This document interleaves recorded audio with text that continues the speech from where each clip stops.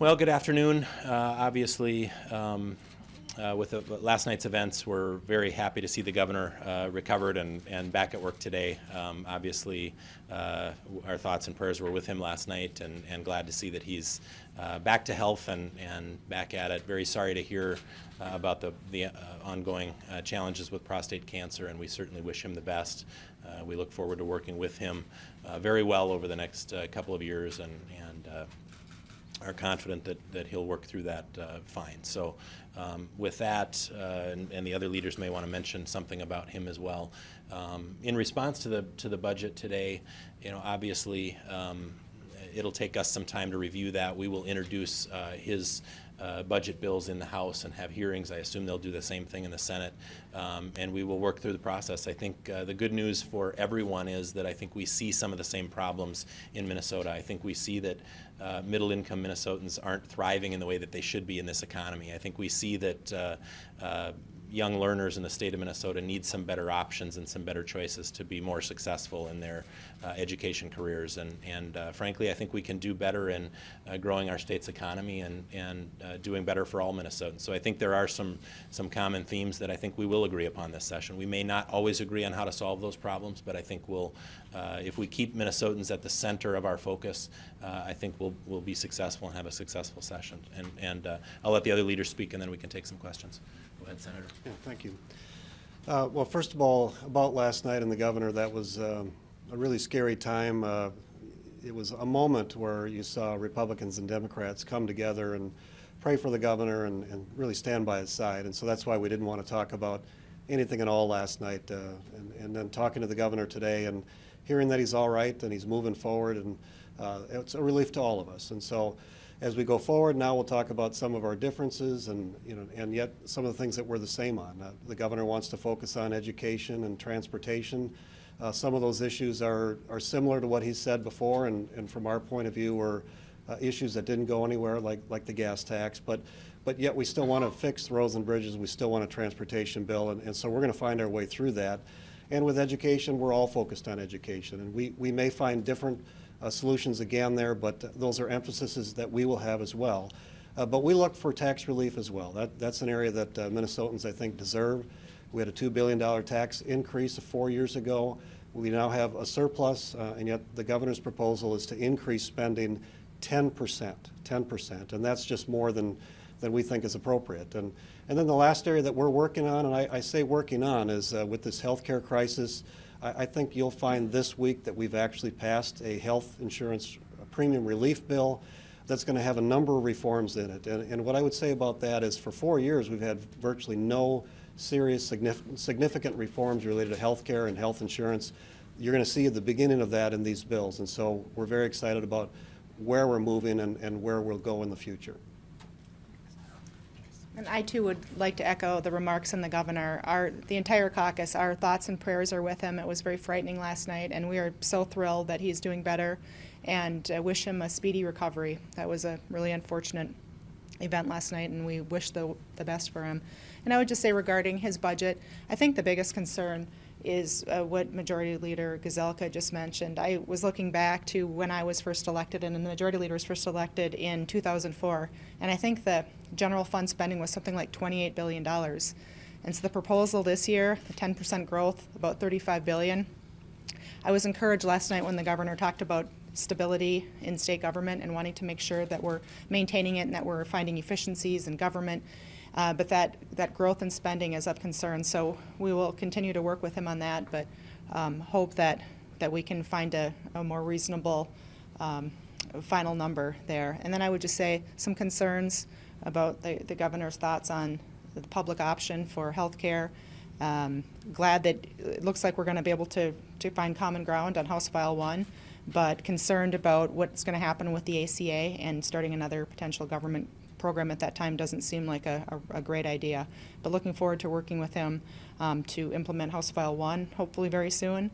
And a little disappointed in transportation, thought there might be some change there. Disappointed that he's still looking to push the gas tax. We felt we had a decent plan the last 2 years, and certainly roads and bridges will continue to be a priority for our caucus. So we're looking forward to working with him and wish him well. We'll take some questions. Generally, what do you feel about the mix of tax breaks or tax cuts that the governor is talking about? Is there enough in there for businesses specifically? Well, I think, we would like to see more tax relief for Minnesotans. We think that, growing the economy and letting Minnesotans keep the fruits of their labor, or more of the fruits of their labor, is something that will help grow the economy, help their families. We think that's really great. I keep going back to, we need to look at where our revenue comes from in the state of Minnesota, and we need to respect that. It comes from two places, income tax and sales tax. So the solution to getting more money into the state's budget is simply, we need Minnesotans doing better. We need them making more money, and if they do that, they'll pay more income tax and they'll pay more in sales tax as they buy goods and services. That's the answer. So you can't keep wringing money out of the economy and increasing taxes. And one of the most troubling things, I think, in this budget are the tax increases. One of the most regressive taxes that you can put on Minnesotans is a gas tax. He also has a tax on health care, over $1 billion tax. I don't have the number in front of me, but those are the kinds of things that I think don't help give ease to Minnesotans who might be struggling, still trying to recover from a recession that was 10 years ago, or almost 10 years ago. I think we can do better. And I think we need to put Minnesotans first, and that's going to be our challenge, and we certainly are going to make that our priority. Can I add that too? Sure. I just wanted to add that not only is it the lack of tax relief, it's if you look at the budget, there's so many additional fees, and I think those often get overlooked. So fees for hunting and things like that, that he's having his agency implement in his budget. I think that's very troubling as well, because those impact real families and their quality of life. So it's the taxing, but it's also the fees. The speaker, please, Yeah. as well. The speaker talked about facilitating so that Minnesotans do better. Is one of the ways, does there need to be more tax relief for businesses as part of that process? Well, if you look back to the tax bill last year, I was on that conference committee, and we had tax relief for multiple groups, small businesses, farmers, student loans got some relief. Everywhere we looked, we were providing tax relief, which is why you had 89% of legislators support it. And so again, we're going to be looking at tax relief that's broad, that impacts a lot of people. We want our businesses to do well. The tax structure and regulations that we inflict sometimes upon them, we need to look at to say, are we helping them succeed so that they can create the jobs that all of us want? But it really isn't just that. You look at the tax bill last year, there was multiple people that were impacted by it. Is this proposal, and I'll be quiet, is this proposal not broad enough at first blush that the governor is making? Yeah, at first blush, there's very little tax relief. There's more spending on things that in the end we may support, but we wouldn't call it tax relief necessarily. I think even in, and what I think the senator's talking about, even in the tax bill, the tax relief that he's talking about isn't really tax relief, it's spending in the tax bill. So we want to see real relief. We want to see money given back to Minnesotans in a meaningful way. That's what we talked about for the last 2 years. We didn't get a major tax relief bill. I think that was one of the biggest disappointments of the last couple of years. But we have an opportunity now with a $1.4 billion surplus and that much moving forward in the tails to really invest back in Minnesotans in a more meaningful way than spending. So, is the public option a non-starter for House and Senate Republicans? go ahead. So the public option is expanding Minnesota Care, and we're concerned. We went down a path of adding more public option through Minnesota Care, or MNsure, I'm sorry, that failed miserably. And so I'm willing to listen to that in committee. I think any option like that we can listen to and vet it out. But I can tell you, at least in rural Minnesota, that our hospitals, our providers were very concerned. They already lose money at the reimbursement rates that are provided there, and so it brings us even farther down the path of less access. And so I'm willing to listen to it, but for me personally, it's a non-starter. Speaker Daudt, any concerns about Governor Dayton's ability to withstand the rigors of these budget negotiations, given not only last night's health episode, but his revelation today that'll be getting treated for prostate cancer. Any concerns about how that might impact this process over the next couple months? I don't personally have concerns about that. I think the governor knows better than anyone if he will be able to physically be capable of going through a session and negotiations. And we're going to work with the governor in whatever way he chooses, whether he chooses to have his commissioners be more active in committee, and we hope that happens anyways. But even in the end of session negotiations, we want those to happen earlier and not be so rigorous. We don't want things crammed into the last 24 or 48 hours of session. So, I'll leave that up to the governor to answer. I think he knows himself better than anyone and knows what he's capable of. And we're going to work with him in whatever way he decides. Can both of you talk about the effect this might have on the tone, though? You mentioned last night we saw Democrats, Republicans rushing to the governor's aid. The governor's going to be treated and battling this cancer diagnosis throughout session, maybe negotiations. Is it possible better angels will prevail in everyone's nature? Hopefully. Hopefully. Now, I think we all, obviously the governor and I have sparred maybe a little more publicly and a little more aggressively over the last few months than we had in the past. And I have said many times to all of you that we have had a very good working relationship. I believe that we still do. I believe we still have great respect for each other. Obviously, watching last night's health scare was scary for us as well, and you could probably see that. We certainly care about him. We don't have to agree on everything politically to care about each other as humans, and we certainly want the best for him, even if we don't disagree. And frankly, I'd like to have my sparring partner be healthy and vigorous, because it's a good challenge for me as well. But I think we can do better, and I can do better in my relationship with the governor and the way that I treat him, and I think he can do better in the way that he treats me. And I think maybe this makes us appreciate that a little bit more. If I could just add to that too, and I think what you saw last night is the core of where the speaker is. He was right there blocking some of the folks that wanted to get pictures and do things. That meant protecting the governor. And so at our core, we're all Minnesotans, and we recognize that he's going through something serious, and we're going to be careful of how we do things. We're passionate about our agenda. The governor's passionate about his, but that doesn't mean we can't be respectful and find a way through it. Possible it ratchets down the tone. You've talked a lot about tone and that you wanted it ratcheted down. Does this make it almost a necessity? Well, I think it's already happening. I think before this event it was already happening. So, but I wanted you to see last night and see, that really we were all together in this, and I think you'll see that moving forward as well. I think too, the events of last night, I want to thank the members of ours and both sides of the aisle that stepped forward immediately. When you watch the videotape now, to see them running down the aisle to help was pretty amazing and a pretty cool thing. And I apologize to all of you. I was in the process of having the gallery cleared, including the press, because I believe the governor and the folks that were working to make sure and ensure that he was safe had, the governor deserved some dignity in that moment as well. So I stand by that decision, even though it didn't go as smoothly as we thought. The governor's health was our first concern. Getting back to the budget. Sure. Would there be a good way to summarize, or a fair way to summarize your position, is that he's just spending too much? And if that's a fair summary, what would be a more reasonable number for him? I think when you look at when Democrats had complete control of state government in 13 and 14, they had a spending increase, I think, of almost 12%.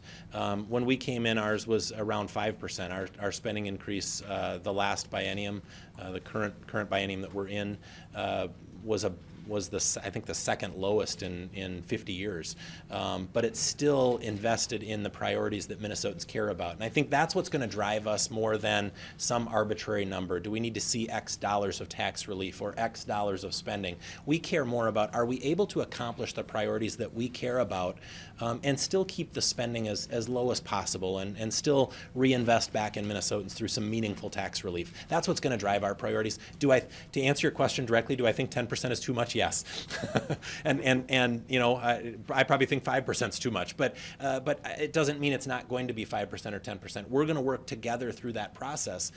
We want to see some investments in some things that are going to really be meaningful to Minnesotans. Some of them might be spending, but I am going to announce an initiative in the next week, and I'll give you a little preview of it. I've talked a little bit about it already, to modernize our state government and to make it more effective for Minnesotans, run more effectively, but also more efficiently. And I think the efficiency part you may not see for a few years, but we want to make sure that the services we provide to Minnesotans and the computer systems and the technology that we use to provide those services are customer driven, that we're thinking and talking about how does the customer interact and how much time does it take for a Minnesotan to access this service, and to try to minimize their discomfort or time that it takes to do those things. And I think you know, we've got a really good opportunity, given the age of some of our computer systems, and to do this now and really reassess. You know, when I first took over as speaker 2 years ago, I wanted to do that, but you get right into the budget and you don't always get the opportunity to work on the long-term things, and that especially is important in the House where we have 2-year terms.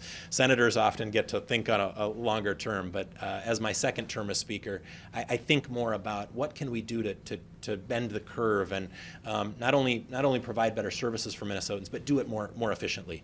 And I think tax relief is an important thing that will help us reinvest back in Minnesotans and help our economy grow. And I believe that with tax relief, we'll actually see more revenue into the state, for which we can turn around and do even more tax relief.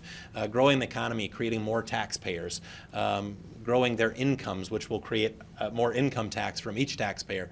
That's the healthy way to grow Minnesota's economy and to grow revenues to the state. And that's what you'll see as our priorities as we move through this budget. What do you all think about the $75 million proposal for pre-K? And then also, I always ask about rural broadband. The governor has $60 million in his proposal for rural broadband. Any reaction? I can answer those. On the pre-K, obviously encouraged again to see that the governor cares about those early learners and wanting to invest there. Obviously, I think we see a little different priority in maybe the scholarship approach, where a parent can choose, do I want to go to a public school because a 2.5-hour option works for my family, or do I want to go to a private education facility that might have, or a parochial education facility that might have a daycare coupled on either end of it, because that works better for their family. We really want to offer the families that choice. But I think what we need to focus on here is that we both agree we need to help those early learners, and that's one of the keys to closing our achievement gap. So we're going to focus on that and hopefully work in a very methodical way through the process, determining what's going to be most effective to help those early learners be successful and ultimately help us not only close the achievement gap, but also close the disparity in wages. I think that, you know, these things are all connected and they're all important. Second question was what? Scholarships is the way that you would prefer to go, as opposed to additional state subsidy to Scholarships, provide. education scholarships are absolutely the direction that we think is a more effective option, but we're going to have that debate in committee and talk to experts on both sides and hopefully come to agreement together on what the right way to move forward. You also asked about broadband. You know, I think we frankly have members, more of our members are out in greater Minnesota now by large margins, and a lot of those parts of the state are impacted by lack of adequate high-speed internet. So they are things that are concerning to our members. I think, you know, technology to a certain extent is changing. I think that's been part of the hesitancy to grasp onto one plan. And I think even in the last couple of years, we've seen technology change where there might be different investments made now. We certainly support an investment in broadband infrastructure, but we want to make sure we're doing it in a smart way as well. So we're certainly open to it, is the answer to the question. 60's a little bit rich, though. I don't know. It may not be. That may be the right number. I don't know. But we'll work through the process. We're certainly open to funding for broadband, Senator. Yeah, and just a couple of comments related to what he didn't mention. He did not mention universal pre-K. You know, so, I think that's important. yeah, I think the governor and we are committed to finding some solutions that we can both agree on. That would be one area. Another one is transportation, you know, how we, you know, he mentioned a gas tax again, but I've also heard him say that's not the only way. So if we can find a way through that to get a transportation bill that covers roads and bridges, it's something we all want to do. So I hear some flexibility there, and that I think is important when we try to accomplish actually getting a bill signed. And I just wanted to follow up kind of on the budget questions and whether we support this amount of spending or that amount of spending. I think we've really approached it from, it's our committee chair's job and committee process to really drill down in the budgets. And we shouldn't, I think people think about government spending and the increase in the budget in the wrong terms as far as what percentage should we increase the budget. Well, we should look at all the spending that we do in state government every 2 years and figure out what's working and what's not working and make sure we're spending those taxpayer dollars in the most wise manner possible. Because we're, at the end of the day, we're fiduciaries of the state, and it's our job to make sure that every tax dollar is spent in the best way possible, the most effective way, and the most efficient way possible. So our committee chairs are dedicated to doing that, to looking at the budget. So we can't just say we support a 5% or 10%. It really has a lot to do with what the needs of our state are and prioritizing, and we will be looking at that. Your conference committees are going to meet again within the hour. Is there a high-level deal with the administration for how relief is delivered and what kinds of shorter-term reforms it's coupled with? I think, yeah, the senator just said under his breath, stay tuned. I think that's probably the right answer. I think we're close. I haven't been directly involved. And I'll tell you what, for the senator and I, the fact that the members of the committee and the administration are getting very close to agreement, I think speaks to the fact that things are going to go smoother this session than we thought. Usually they get deadlocked and then we have to step in and say, okay, we're going to give on this, but we need you to give on that. It looks like there's movement already happening, and that's pretty encouraging. I don't know exactly what all of that agreement has been, and we've empowered our members of the conference committee to come up with the best deal that accomplishes getting relief to Minnesotans in the quickest way possible, but also making sure that they have the access. And we at least begin some common sense reforms that will begin to reshape the individual marketplace for 2018. Yeah, just briefly too, because we want to be careful, that what they're negotiating, that it actually gets accomplished. But we do expect it to get done. I think it'll be done this week.